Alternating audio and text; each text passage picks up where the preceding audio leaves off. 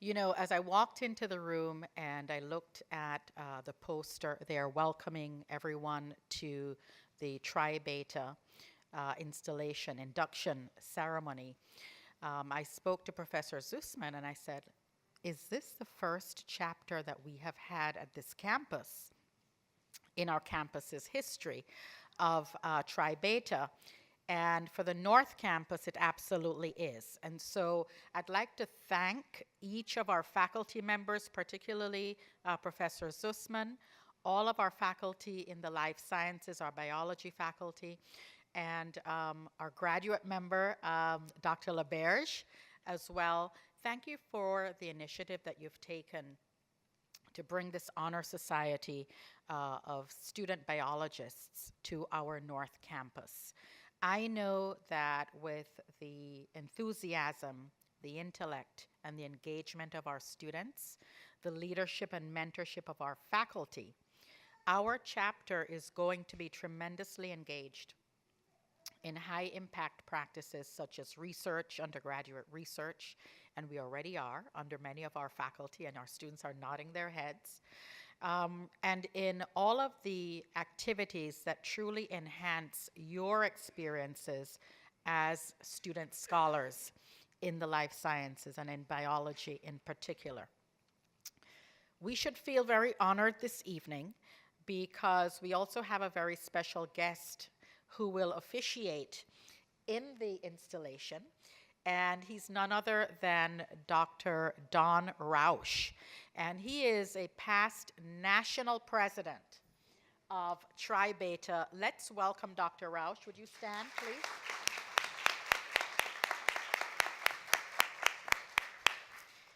I have to tell you that it's not every day. As a matter of fact, this is the first time that I have encountered an official of a National Honor Society coming in to help us and to preside over the installation. So you should feel very honored, students, that Dr. Roush is here. And I also want to tell you that it is not a given that a chapter can be established at an institution.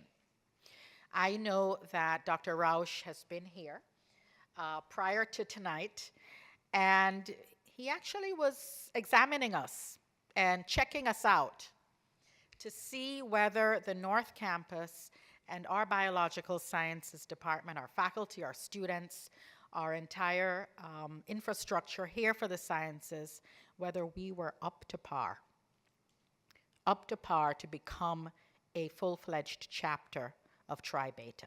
And it looks as if we have passed the test. So give yourselves a round of applause. Congratulations to each of the students being inducted here this evening. We're very, very proud of the work that you're already doing, and we look forward to much, much more. Thank you. Parents and family members, welcome again.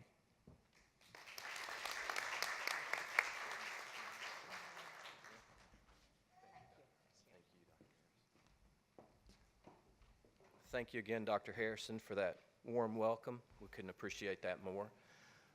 Good afternoon, everybody. My name's Dr. Mark Mead. I'm chairman of the biology department here, and I'm someone who's been affiliated with Tri Beta for many years. This gentleman here, Dr. Roush, I met when I was first beginning my career as a faculty member at my former institution. I hate to say it, but that was 1999. So that has been a minute ago, as they say. So I've been well acquainted with Don for quite a few years, and I'm very familiar with his passion and enthusiasm for Tri Beta. And as Dr. Harrison mentioned, this is not a given to be given a chapter or being inducted in the chapter. It requires having a good GPA and showing some sort of passion, if you will, for the biological sciences, particularly research. That is one of the big components of Tri Beta. They really encourage research. I'm not sure if Dr. Roush is going to tell you about some of the opportunities. There's research scholarships. There's scholarships to attend meetings. There's quite a bit of opportunities. There's a lot of national recognition. There's the opportunity to publish your research findings in a national biological publication for undergraduate researchers, actually focusing on undergraduate researchers. Again, I've been associated with Tri Beta and its many chapters and for many years, and I think it is a very, very lucrative endeavor for students to be involved in Tri Beta. And I couldn't be more proud of the students here at MDC. I think when Dr. Zusman and I began talking about Tri Beta chapters, we could think of no other place with the undergraduate research, with the involvement of students that warranted a chapter. So we're really excited. I'm excited for all of you. We have a couple of folks that are going to run the show this evening. First of all, we have Dr. Williams who's going to give you a talk. I think he's probably going to talk a little bit about research. That'd be my guess. He's involved in quite a few students. Many of you know he was awarded one of our President's Innovation Grants this past year. Again, I think he might be talking a little bit about that, not sure. And then Dr. Roush is going to actually take over and install the chapter, install the new chapter officers, and then give out the membership certificates to, I believe there were 21 members, 21 new members. And let me say, that's outstanding as well. I've been to many of these inductions, and if we get 21 students to join each year, I think we're doing very good. I know Dawn can maybe vouch for that, but we're excited and we're happy to have everybody here. And with that, I'll introduce our speaker, Dr. Selwyn Williams.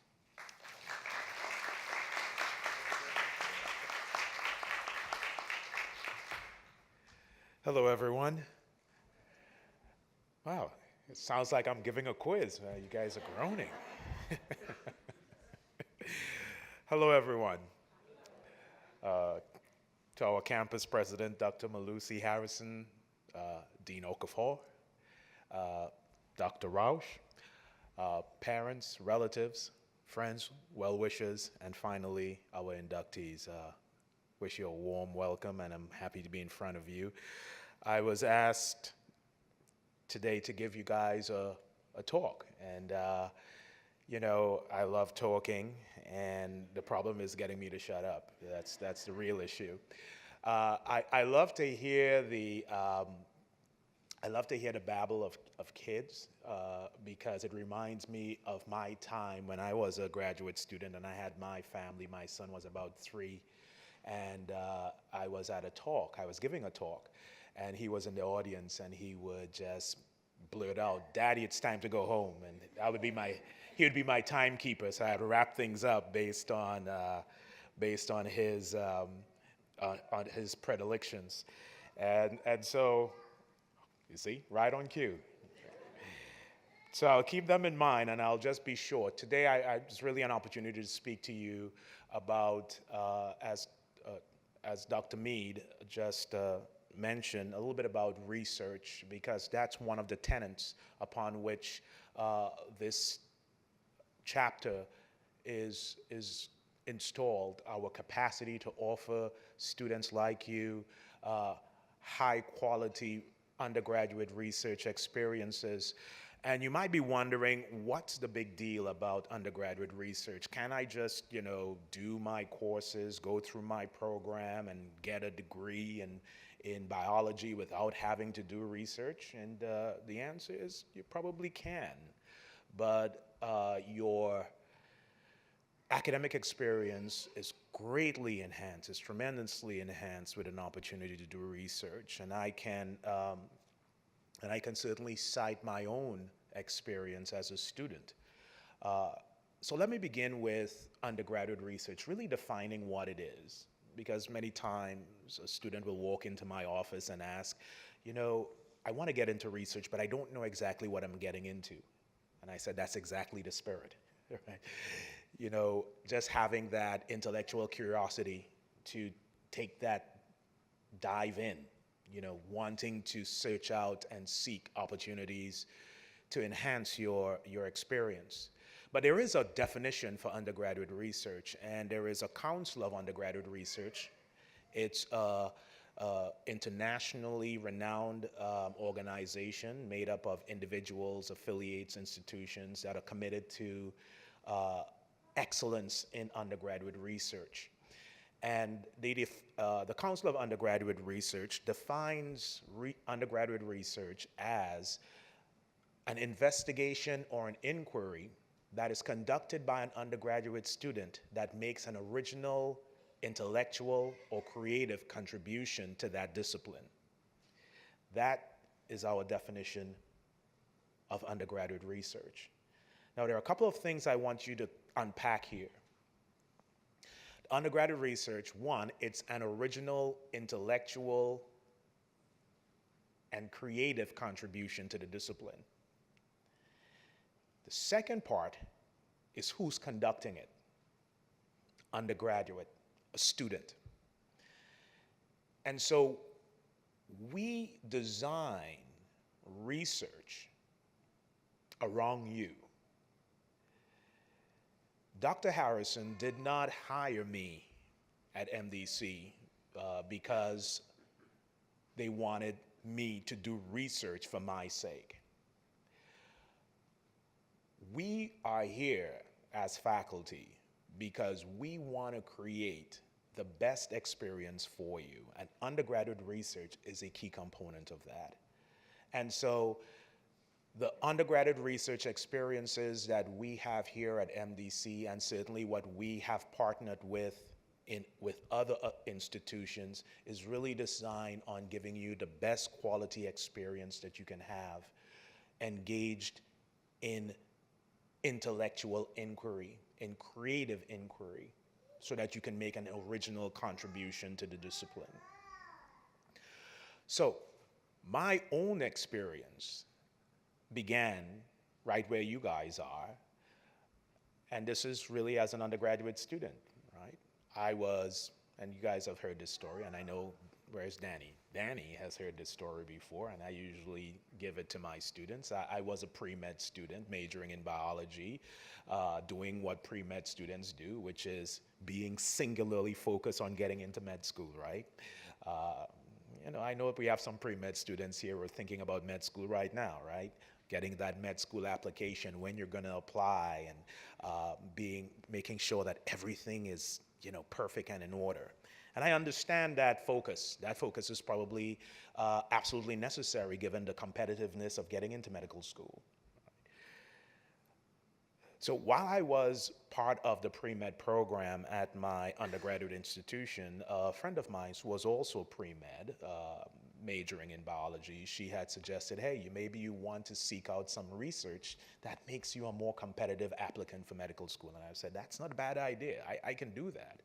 So I knocked on the door of one of my professors. His name is Dr. Ray Gavin, and he was the chair of the biology department. I took, of all courses, cell and molecular biology with him, and I wouldn't tell you what grade I got. But I knocked on his door and asked if I can volunteer in his lab as a research assistant. And he looked at me and he said, okay, we'll give it a try. And that one opportunity changed my life. Because when I began my undergraduate research project, I fell in love with the process of scientific discovery. For me, just being able to peel back nature's mysteries to find out, to go from not knowing to knowing, was exhilarating. And that's when I know I became hooked. And for me, that represented a shift in my career from going on to medical school to going on to graduate school. Right? And the reason why I'm saying this is because it was that undergraduate experience that provided that seminal moment that changed the trajectory of my career. And I'm quite sure if you do, as students, if you just poll your professors and ask them, hey, professor, when did you become involved in research? I'm betting that most of them would have a story similar to mine. one where they were exposed to an undergraduate research experience that really made them into who they are today. Now, why am I saying this to you? Do I want all of you to become scientists? And the answer is yes, absolutely. But some of you are thinking about other things. You have other interests, all right? Some of you are planning on entering medical careers, and you might be thinking, well, how is research going to help me? And the answer is, it is going to help you tremendously. Some of the assumptions that that students often have, and these are some of the assumptions, the preconceived notions that students have concerning undergraduate research, often works against them. You know, some students kind of self-disqualify themselves from doing undergraduate research because they think that it's for the very, very smart students, right? Now, to our inductees, you guys are pretty smart. I would admit that. You guys are super smart, and that's to your credit. But that's not necessarily the sole criterion for an excellent researcher. And just anecdotally, from my career in research and in academia, I have had the opportunity to mentor lots of undergraduate students when I was a grad student, when I was a postdoctoral scientist, and when I became a professor, I was able to work with undergraduate students in the lab doing research. One of the things I observe is that we would often get very good students. Academically, they're just top-notch.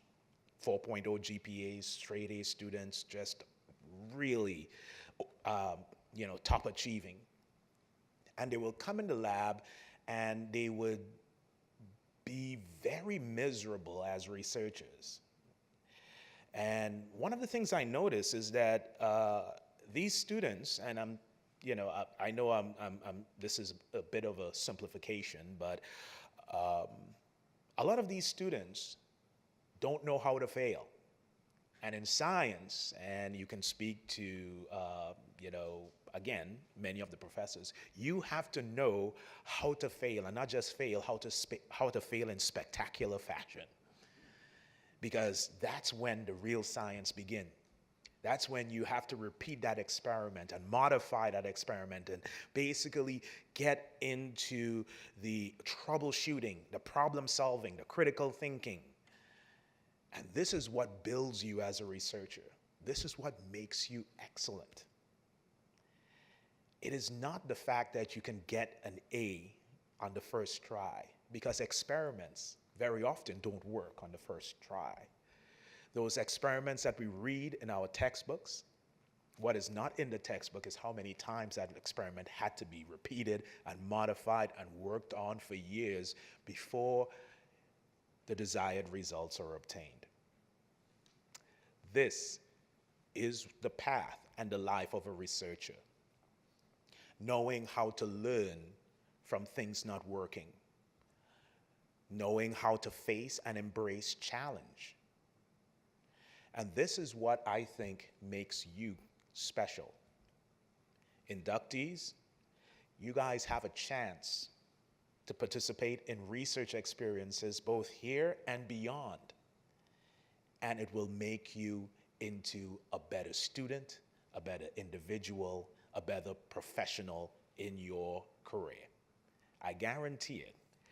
And so, what are some of these benefits?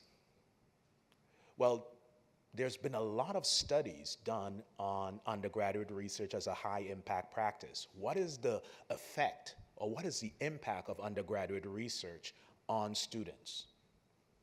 And so there is a lot of data that we can actually refer to help us understand the impact. Here are a couple of benefits. One, students who participate in undergraduate research, they perform better in their academic courses, all right? Better academic outcomes. Secondly, students who are involved in undergraduate research are more likely to complete their degree programs in a more timely way. Students who are undergraduate research students are also likely to pursue advanced degrees. So think of masters and doctorates and professional degrees. Undergraduate students also have highly developed critical thinking, problem solving, and creativity as a result of their undergraduate experiences.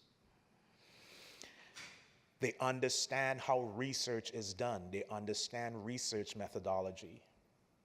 And finally, undergraduate research experience have been shown to promote an innovative culture. They become innovators. Right? And so these benefits, to me, they are pan-disciplinary. It doesn't belong just to the biological science. It doesn't just belong to the sciences. Students who are involved in research just perform better, they are more successful, they have better outcomes than students who don't. There is one other interesting finding. Who stands to benefit most from undergraduate research experiences? And it turns out that the studies performed show the students who get the greatest positive impact are students who belong to historically underrepresented minority groups. Students like you, students who historically have not achieved advanced degrees in STEM. They are underrepresented, all right? Women, African Americans, Hispanic, Native Americans. You can go through the whole list of underrepresented groups. The students who get the greatest positive impact from undergraduate research experiences are those. And I would say, you look around, you are those. You are the students who stand to gain the most from those research experiences. So my charge to you as inductees is to really seek out and grab those opportunities. When I was a postdoc at Princeton University, Princeton had a summer program, a summer research program, and they would be actively seeking out students, highly qualified minority students to recruit to come to Princeton, all expense paid for the summer. Why? Because they know the value of bringing those students into the institution. These are students like you who they are looking for. And Dr. Rausch is going to probably present to you more opportunities beyond these walls that you guys are eligible to pursue. It's a great world of opportunity when it comes to research, and I hope that you guys dive head first. Thank you very much.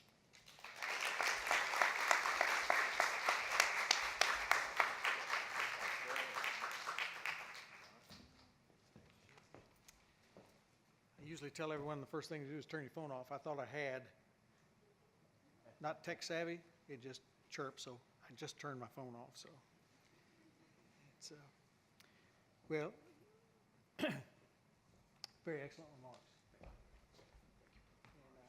I'm going to touch on some of the things that he said in my remarks. And as I start, thank you for being here. And the dean, I saw him. There he is. How did I miss you? And Dr. Mead and Dr. Sussman. This is a stellar achievement. As Dr. Mead said, not every school that applies is rewarded with a charter and a chapter. I know because I've visited many of them. And when I do visit, there are a lot of things that I look at that are sort of the intangibles and the things that, you know, they fill out a nice application and everybody looks good on paper, right? But when the rubber meets the road, you can tell a whole lot when you're face to face with the students, with the faculty, with the administrators, and everything that goes on that we look at, and the homework that I do beforehand, looking at your resources in the library and all those kinds of things. That are kind of behind the scenes that people don't think about, and the ease with which you're able to do the things that you need to do to be a good chapter. So my philosophy is, I was a president, national president for 8 years.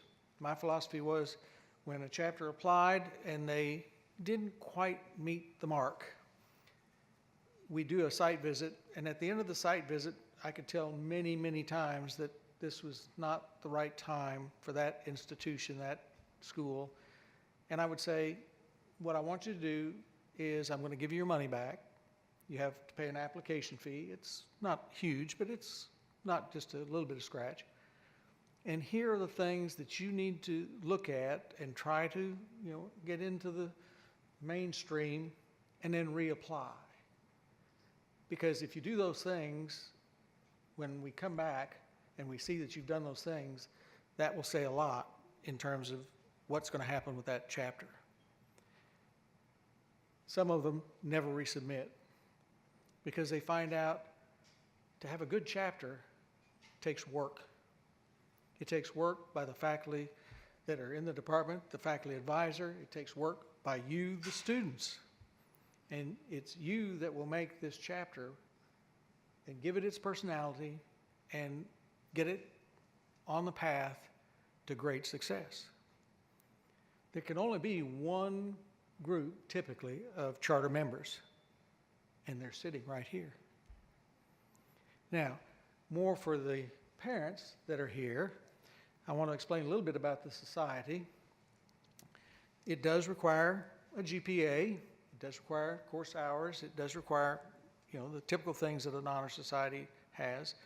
But we do a few things that are not the typical, and we're organized a little bit different in some aspects than many. Most everyone that's involved in the society is a volunteer. They do it because we love it. And we love it because of you. You give back more to us, and I guarantee you, he'd agree, when we see you succeed, not only in the classroom, but in the laboratory, and then as you go on and go forth. That's what we do it for. They haven't paid me a single dollar, and I've been in this organization more years than I'd like to admit. Moses brought me, and it was only because Methuselah was busy. But in terms of the process, it starts on the bottom, and you apply for a charter, and once you're granted a charter, then you have a faculty advisor. That faculty advisor then is in coordination with a hierarchy as it moves up. So I'm going to start at the top, which is where I was, and go back down until we get back to the faculty advisor. We have a national president. The national president can serve up to 8 years. Most of them do. Some have served more than that in the early days of the society. That national president acts as the CFO, CEO, everything in terms of the leadership, but he has a board, an executive committee that he has assist him. That consists of vice presidents. Those vice presidents over regions that are across the United States and Puerto Rico. Each of those regions is subdivided into districts. The Southeast is the district that you are in, or region that you're in, has 2 districts. District 1, the eastern half, and District 2, the western half. Okay? The faculty has a district director that they work with as the faculty advisor for the chapter. So they work with the district director. The district director works with the vice president. The vice president works with the president. So that's sort of the hierarchy. All of them volunteers. Not a single one of them is given any kind of money, remuneration. Okay?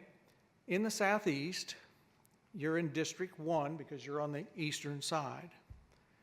The district director for this region is at Eastern Carolina. His name is Lee Sutton. And when it came time to do this visit site, he was not going to be able to get it scheduled. And so my wife, who happens to be one of the few monetarily employed She is in charge of running the national office, and so her name appears on a lot of the certificates and whatnot. Asked me if I would agree to come and do the site visit. The other district director for District 2, Dr. Christy McGrath, has some health issues, and she's not able to travel currently. She's in a wheelchair, and she had to take medical disability at her institution. So I've been doing all the site visits for District 1 and District 2 for the last about a year and a half, almost 2 years. But that's okay. I love meeting students. I love being in different institutions and looking at those types of things. Typically, the person that does the site visit then also does the installation. So I did the site visit, so you got me for the installation. As I was telling some earlier, I just got back from doing a site visit in Louisville, Kentucky. I did it last Thursday and Friday, and I'm here on Monday. They had to get theirs done because, as I understand, some of you are taking finals and everything.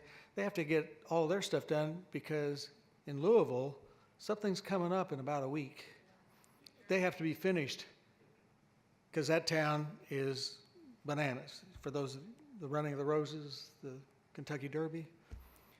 As I told Dr. Mead, I did a site visit at a little school called Midway, which is halfway between Lexington and Louisville. Little tiny school, excellent. Started out as an all-girls school. It's co-ed now. They have one of the best in the world aquatic programs for doing physical therapy for horses. Now go figure that. You know, between Lexington and Louisville, but very good school. Very small, been very active, won lots of awards at different meetings, etc. But I went to go do their site visit. This was back when I was a district director. I didn't know that Anne of the royal family, who is an equestrian, was there at Keeneland for a big horse sale.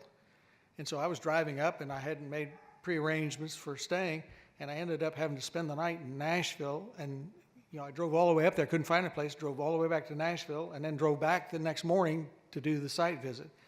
I didn't make that mistake when it came for installing the chapter. But that's the nature of the society. We have small schools, small chapters, and they flourish. And we have huge schools and huge chapters, and they flourish. But it's different. One of the first site visits I made was to a little chapter in Walnut Grove, Arkansas. Little tiny, like house on the prairie school. They have never inducted more than 10 members in a year. Usually it's 5 or 6, and they do it as regular as a clock. They do outstanding research. They come to our meetings, they present that research, and they win awards. Then we have schools like the University of Texas. They send in a registration, 5,000 members. 5,000 a year. But what's their enrollment for the entire university? Ohio State is another one. They're huge schools, and their chapters are totally different and totally, unique, but they thrive and function, but not like they will at a place like here at Miami-Dade North. You have the luxury of not being too big or too small, and that's really, really good. Now, in terms of the process, we do emphasize grades. It's to recognize outstanding academic achievement. But there are 2 other arms that you'll hear in the ritual as I'm getting ready to read to you and conduct that have to do with research and then dissemination of that research. We kind of put our money where our mouth is because we take the dues that you pay, and they're not going in most of the people's pockets, and we create research scholarships. You have to apply for them just like you'd apply for any research scholarship or funding from NIH, National Cancer. It doesn't matter. It's a very rigid protocol, and you're not guaranteed of a dime. They're evaluated, they're peer-reviewed, they're looked at extensively, and then they're selected. Now, we don't give huge dollar amounts like they do at NIH and the National Cancer, et cetera. Anywhere from $200 to about $1,500. But for an undergraduate research project, many of which can be then matched by the institution, so you get $500. The institution matches $500. $1,000 for an undergraduate research project goes a long, long way. Okay? Those are offered every year. You apply in the fall, checks are written in the 1st of November. One of the requirements, if you receive one of those scholarships, is that you have to then present that research work at one of our meetings. Now, each district is required to have a district meeting, and at that district meeting, they give papers and they give posters, just like at all kinds of professional societies. They're judged by professional faculty, who then select the best paper and the best poster, and they typically then are not only awarded a certificate and the chapter gets a plaque, but we're trying to get it to where now they get a little monetary remuneration for being the winner. Every other year, the national office holds a national meeting, and those winners, which are known as the Brooks and the Johnson, Brooks for papers, Johnson for posters, all from all over the country in Puerto Rico come to the national meeting, and they compete against each other. And you win a national Brooks Award and a national Johnson, where the best of the best are competing against each other. Well, I don't want to put any pressure on you, but at our last meeting, which actually was held in California, the Southeast won 16 of the 22 awards for research, papers, and posters. We have a very strong region when it comes to research. We just had our district meeting in Memphis. In the Southeast, we meet jointly with an organization that's called the Association of Southeastern Biologists. It consists of 40 states and 20 foreign countries. Now, I don't know if you've studied much geography, but there aren't 40 states in the Southeast below the Mason-Dixon line. But we have people that come to those meetings that are from academic institutions in 40 different states, and they come regularly. We have one that comes from Florence, Italy. We meet with them jointly. We've been doing it for 50 plus years, almost more than that now, 60 something. And we have a meeting within a meeting.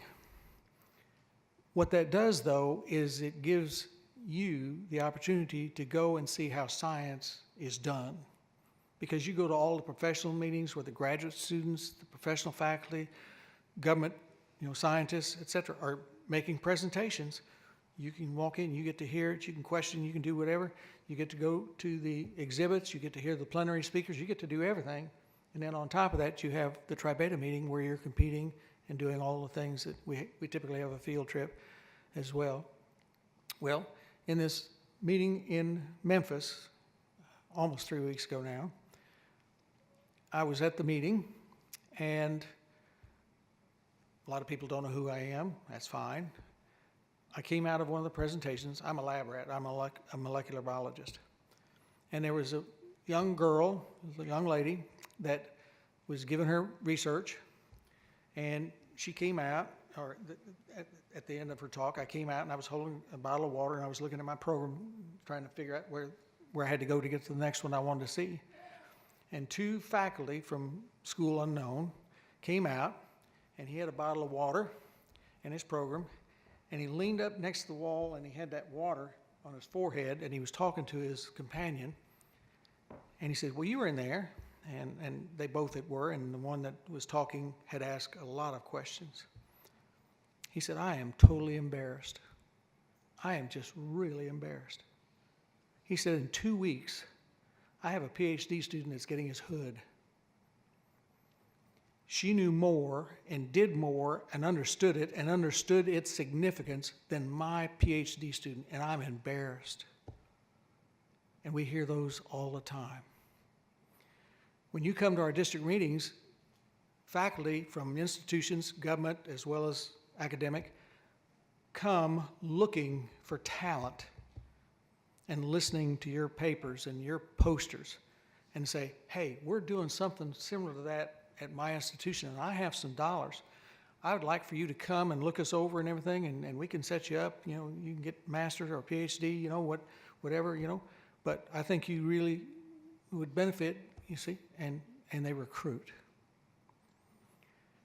When you go the first time to that meeting, you may not be presenting a paper, but you walk in and you hear all this and you see all this and you say, oh, I can do that.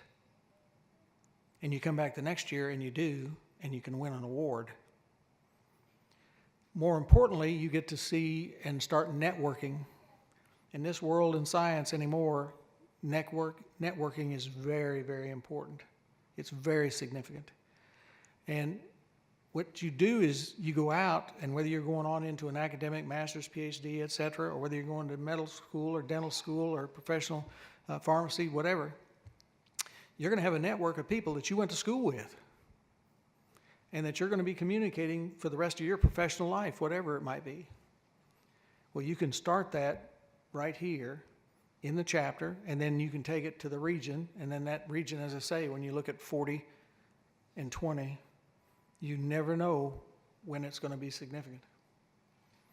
He talked just a minute ago about how you have to learn to deal with failure. I can give you 2 examples. My wife has a master's in botany, and then she has multiple careers. She's also an artist. But when she was doing her master's work, she was working with a plant. It was the mayapple. You may not know the mayapple. It's a very inconspicuous plant, but it has a fruit and it has seeds. The seeds are viable, but you can't get them to grow. So her project was to try to figure out why they were viable, but they wouldn't germinate. And she did all kinds of things, CO2 lasers and cold cycles and all these, dormancy. I mean, she did everything in the possible that she could do, and everything she did didn't work. Well, no results are still results, but you always want to have something positive. Well, she found something positive. They propagate by rhizomes. She found a mycorrhizal fungus in the rhizome that had never been described or discovered before. And that without that, the rhizomes die. Well, that was pretty important. Nobody had ever looked. Well, what's the significance? That plant has many anti-cancer drugs, and they were trying to propagate it so they could get enough of them so they could harvest the anti-cancer drugs, but they couldn't do it. She got one time for it to germinate, and it came up achlorophyll. Now, you know what that means. No chlorophyll, you know how that long it lasts? It came up, and then it died. Had a student a number of years ago. She came to this country from Cuba.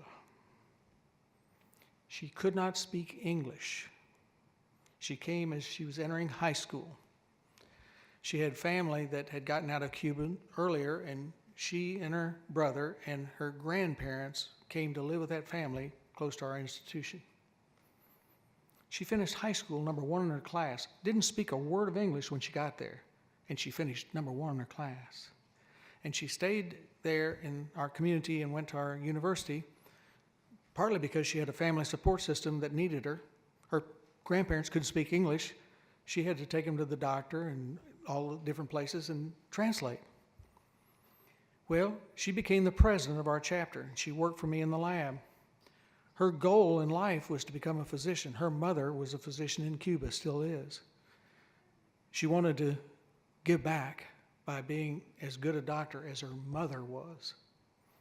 And she saw how her mother had struggled and how she was abused and the horrors that were occurring in Cuba. She got to work in my lab, and she just began to bloom.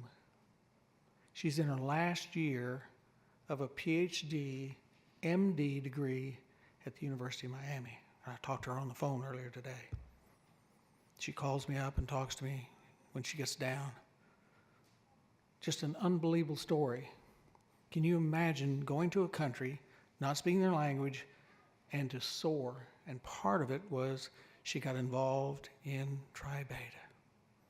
And as a result of that, she went to work in the lab. And she got the bug or the hook to do that research. And now she wants to do research in humans that she couldn't have done without a medical degree. Those are some of the doors that can be open for you. I sit on a number of committees for entrance into professional schools, medical school, dental school. And when we do, our evaluations anymore, one of the big things is giving back. What are you giving back? Because everybody's got great GPAs and, resume builders. But when they see that little name up there that says that you were a Tri Beta member, I can't tell you how many times, not just me, but others there say, well, what did you do? Because there are an awful lot of them that are joiners. They join and that's it. It goes on the resume, looks good, but that's it. In Tri Beta, we encourage you to become an officer, leadership. They're looking for leadership. They're looking for giving back. Well, what did you do besides the fact that you were an officer? Well, I organized a blood drive. I organized, Habitat for Humanity. We went out and our members of our chapter built a house. Just our members and the Habitat for Humanity people. We did bio blitzes. We did this. I organized this. I organized that. I was a participant in this.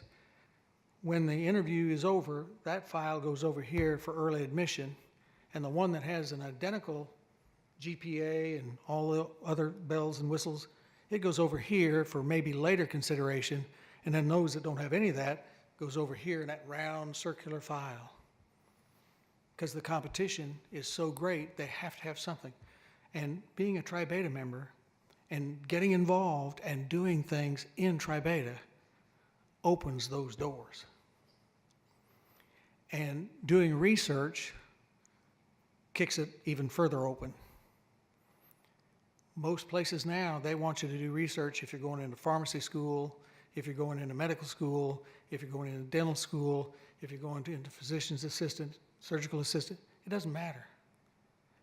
And you know what you're going to find? It's fun. It's fun. So if your chapter is going to succeed, which I think it should and can and has the potential to, all you got to do is go knock on a door and say, I'd like to, come and shadow in your lab and maybe try to do some research, or I've got an idea, is this even plausible? Can we work this into a project? I'd love to figure this out. You'd be surprised that it gives back more than it takes. And it will make you better in the classroom. It will. Because suddenly you see the meaning to all those words and lectures and PowerPoints and all those lab exercises that you struggle over and beat your head on the wall and pulled your hair out. You see how it ended up with mine. But it can give you a whole lot more. It'll make your college experience so much better. What can the chapter do? Well, you can set up things. You can do bio blitzes. My chapter, we do things like judge science fairs. We do tutoring. The chemistry department actually pays our biology tutors more because they understand the chemistry better than the chemistry majors, and they can tutor them. So, you can do those kinds of things. You can tutor high school. You can tutor AP classes. There's so many things that you can do. And they'll make you a better student. Because when you tutor somebody, you got to know it well enough to try to tell them how to do it and how to understand it. And that's the best way to find out how much you don't know, is to try to have somebody tell them what they need to know. You can mentor the incoming students. That's one of the things that our organization is a little bit different about. We have a membership that says, you got a pulse, you like biology, you're an incoming freshman, no coursework, no GPA, come on down. You can become an associate member. You don't ever have to go any further than that. You can't be an officer and you can't do certain votes and things like that, but you can still participate. You can do all the other kinds of things and go to the talks and whatever your chapter is doing.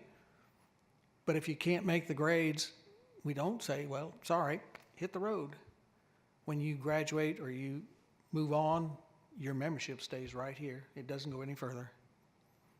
But if you start out as a freshman, and administrators love this, you get them hooked.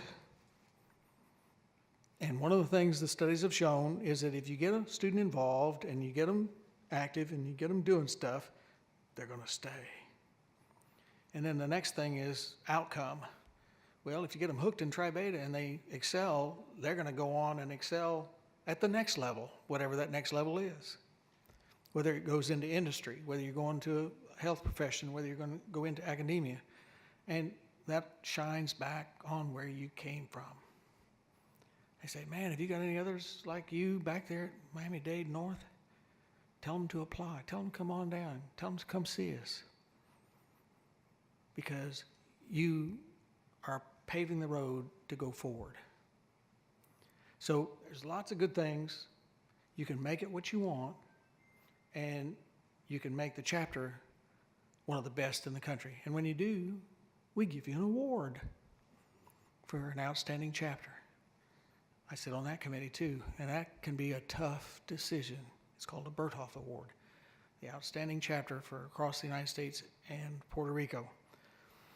Puerto Rico, small island, has a lot of chapters and a lot of students, and they just bloom and glow. He talked about undergraduate research opportunities. They go to the Duke Research Triangle. They go all over the Northeast. Nebraska has a big program. Mayo Clinic, Cleveland, they all have programs for undergraduate research. And all you got to do is apply. Doesn't guarantee, but you know what? You don't apply, the answer is no. You see? So you just keep knocking. And somebody will open that door. Somebody did for me. I wanted to be a veterinarian. Went for the interview, and the guy, one of the individuals, he said, well, what do you plan on doing after 11 years? And I just kind of looked at him. I wanted to be a large animal vet. I grew up on a working cattle ranch and worked with dairy cows and white-faced Hereford and lots of horses. I mean, horses with hooves like this, not, like they run a Kentucky Derby. And he said the average life expectancy of a large animal vet is 11 years. And I thought he meant I was going to die. And he said, no, he said, you'll just be beat up and stomped on and kicked and whatever. And I was just a little old tiny, whippersnapper. I was about 4'9" and weighed about 80 pounds. I didn't grow and get any weight until I was almost, in graduate school actually. But I didn't want to be a small animal vet. And I went back to a professor that I felt was a mentor and had always given me sage advice. And I explained to him, I said, I don't know, I didn't have a plan B. My plan was A, and I was going to be a vet, large animal. And he started me on a path of research, and I got a degree in clinical micro, and then went on and got a PhD and did postdocs and did all the things and went up through the ranks. And it was the best decision that I ever made in my life. Not that I have anything against vets, but he hooked me working in the lab. Best advice he ever gave me. And I thank him every day. You'll look back on your college experience and do the same thing. Those faculty that were there for you, that brought you into the lab, that pointed you in a direction you never, ever thought you'd go. And it's the right path for you at the right time. So knock on the door. There's a religious thing, knock on the door? Because if you don't, the answer is no. So with that, let's go ahead and install. There will be one correction. The program says that we were going to install the officers. Well, there's an interim set of officers, and we're going to recognize them, but they wanted to have a regular election, so we're not going to install those today. Many times we have those already elected, and they can kind of, brainstorm and whatnot during the summer, because we don't actually meet in the summer and hit the ground running in the fall. Well, they'll just call an election early in the fall and then install them and get them going at that time. So we won't do the officer installation. So a little bit of the process. You are sitting in a particular order. As I call your name, you'll come and you will sign the book, which is over here on the table. And then you'll come and I'll hand you your certificate and an honor cord and a little flash drive and shake your hand, and then you'll move over. Yeah, he's going to get pictures. And but as we get through the ceremony, you'll see at that point when I call for you to come and do that. That will be the procedure, and then you'll just move to the end, and then as it moves down, we'll get everybody that is here. There were some that we're not going to be able to attend because they're taking exams and whatnot, and we'll put them in their absence. So we will begin. The officers and chapters of Beta Beta Beta have approved the establishment of a chapter of our society at Miami-Dade College North Campus. If this chapter of Beta Beta Beta functions in accordance with the purposes established by the national organization, it will aid and supplement the work of the Department of Biological Sciences. At the same time, it is expected that the faculty and students of the university will encourage the program of Tri Beta, and that this chapter will be a credible member of Beta Beta Beta Biological Society. The charter members of Eta Delta Alpha chapter will now rise. The society of which you are to become members was organized in 1922 by Dr. Frank G. Brooks at Oklahoma City University. Since then, many chapters throughout the United States and Puerto Rico have received national charters. Beta Beta Beta was organized as an honor society in the biological sciences to recognize the interests and achievements of the students in biology. The three major themes of the society are, first, to promote scholarship in the biological sciences. Second, to promote dissemination of the biological knowledge. And third, to encourage research. Beta Beta Beta has chosen you to receive the distinction of membership, and your presence here signifies your determination to further the objectives and the ideals of the society. I ask you to commit yourselves to these goals by repeating our pledge. First, I shall read it through completely and then in sections for ease of repetition.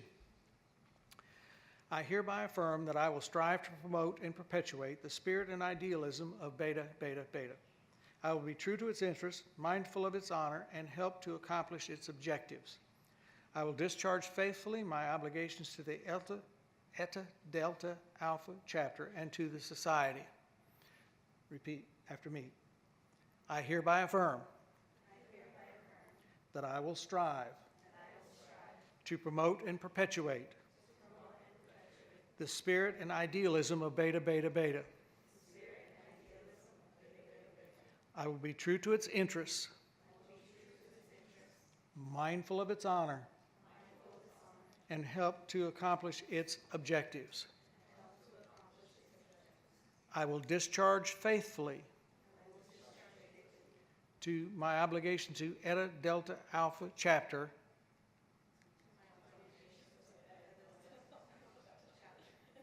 and to the society. Okay. You'll see that there are 3 candles here on the table. While each of these fires may signify many things, may each flame impress upon you our major objectives. First, to promote scholarship in the biological sciences. Second, to promote the dissemination of biological knowledge. And third, to encourage research. Here are the key and the coat of arms of Beta Beta Beta. On the key, which is a common symbol of academic excellence, you see 3 Greek letters, Beta, Beta, Beta, and a coiled serpent. The first beta stands for the Greek word balanos, which means acorn. It represents life in and on the ground. The second beta stands for the Greek word bodotase, which means little bird. It represents life in the air. The third beta stands for the Greek word boax, which means fish. It represents life in the water. All three words may be summed up in the one word bios, meaning life. In addition to the meanings I have just given, beta, beta, beta also represents our three purposes: to promote scholarship in the biological sciences, to promote the dissemination of biological knowledge, and to encourage research. The coiled serpent in the center of the key is an ancient symbol of wisdom. On the coat of arms, it shows the acorn, the bird, and the fish, representing life on the ground, in the air, and in the water. The knight's helmet signifies that science is always ready to apply his abilities for the benefit of mankind. The skull reminds us that science, although greater than the life of any individual, depends upon the contributions of individual scholars. The two light quarters of the shield represent truth still unknown. The diagonal gold band symbolizes the light and the truths of science. As on the key, the serpent stands for wisdom. The colors of the society are red and green, blood red for zoology and the leaf green for botany. The flower is the red rose, symbol of beauty and strength. The motto is Blepin Basin Bayou, which means to see the foundation of life. As I call your name, would you please step forward and you'll sign the book, and then I'll hand you your certificate. This book is going to be the foundation of your chapter's history. All the regular or the promoted members sign the book. When you come as an associate, you don't get to sign the book. When you get promoted to regular membership, then you sign the book. Okay? In the chapter that I was the faculty advisor for, and I've just stepped down from that role this year, we have names all the way back, and half the doctors in town's names are on there. But there's one name on there that was a friend that went to graduate school that I knew. He was the first person to clone a human being. He was against it, but he did it to prove it could be done. And he finished his PhD and has gone on in reproductive biology. But each year I go back and I write by the name of the president and the secretary and the vice president and the historian, et cetera, in there, so that the history of what they did and what they contributed is in that. We have a scroll, and it rolls out, and it's long and laminated, but it's an honor that those names are there forever. So as I call your name, come forward, sign the roll, and then I'll present you with your certificate and a membership card and 2 decals, and the certificate is suitable for framing and is permanent. We've never recalled someone at the national level. Now, you can write things into your local constitution that says, well, they're not coming to the meeting, so we're going to suspend you, and you can't come and you can't do anything.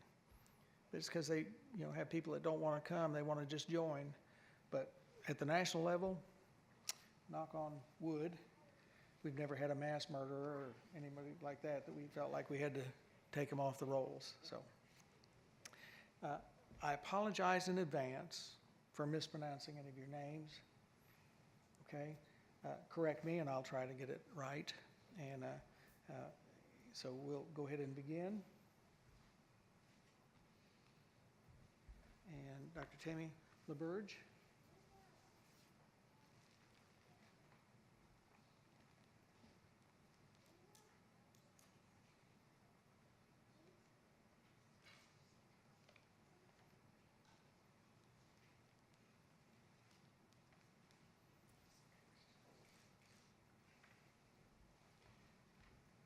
Adriana Albury.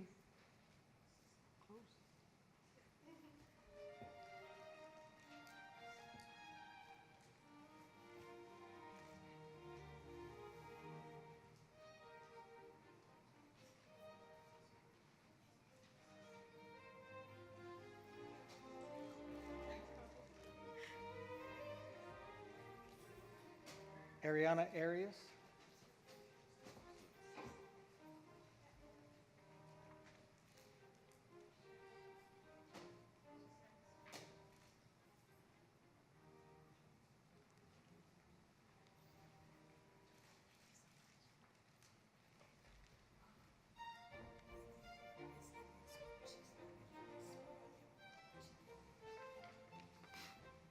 Madeline Bonilia. Thank you, Dr. Zusman.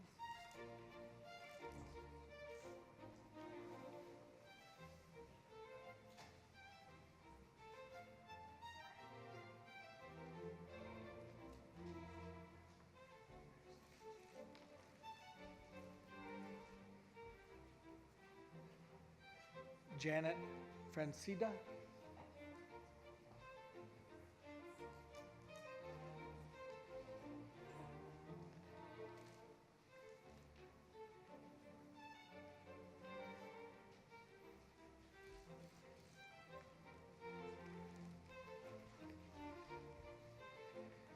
Sandra Galindo.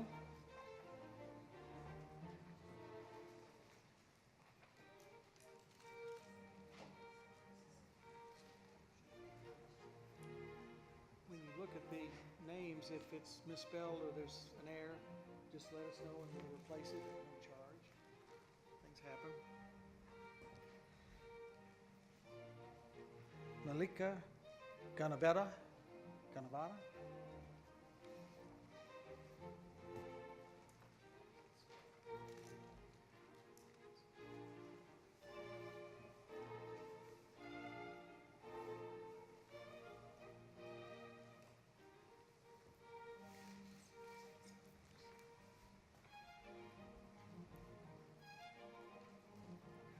Brittany Giardiniera.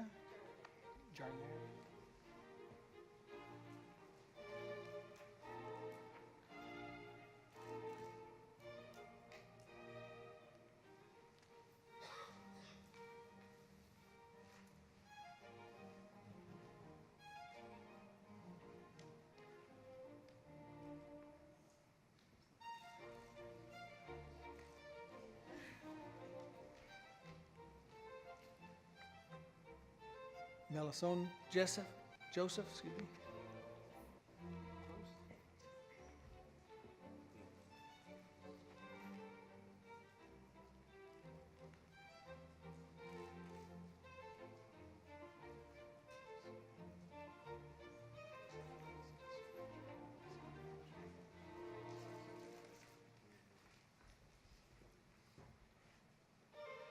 Stephanie Medina.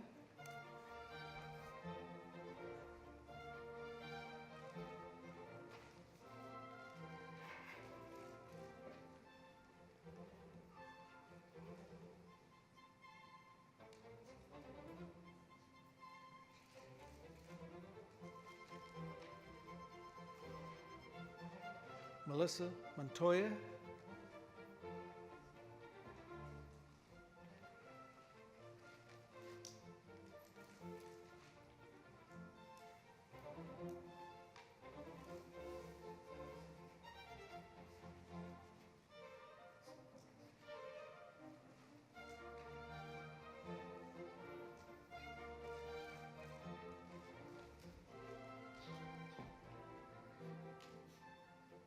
Yanacelis Morales.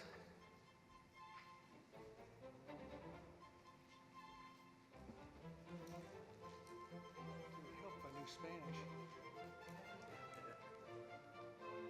Unfortunately, Jawohl, es geht mir gut, es geht mir schlecht. In German sehen.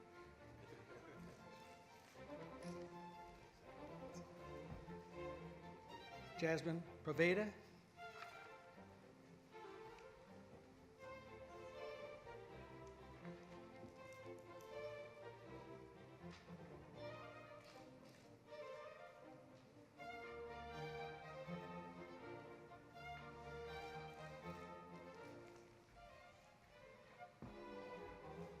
Samantha Sierra.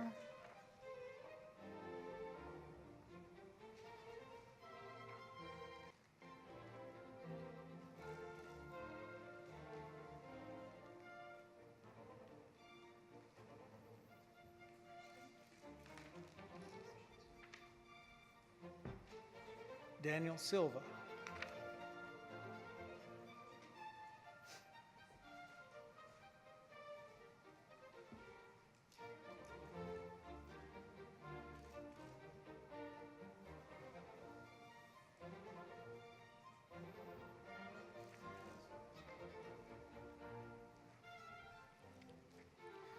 Was there anyone else that came in that was supposed to be?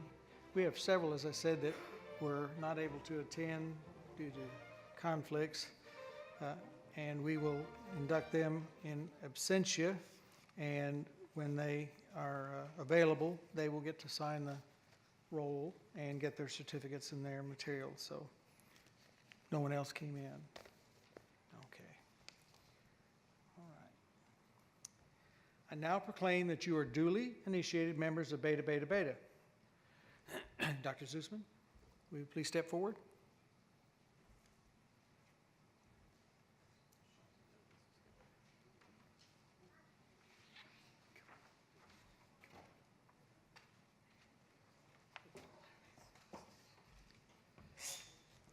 With the authority vested in me by the officers and the chapters of Beta Beta Beta, I present this charter to you as a representation of the Department of Biology of Miami-Dade College North Campus, and by the same authority do declare that the Eta Delta Alpha chapter is now established. There was an error, so we're going to have this reprinted so that it will be suitable for framing, but we have to have something to do. Thank you very much. And thank you. Thank you.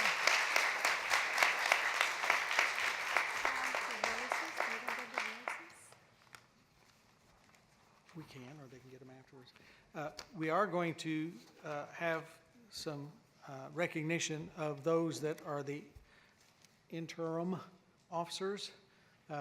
They helped a lot in getting things established. The interim president, Samantha, if she would stand.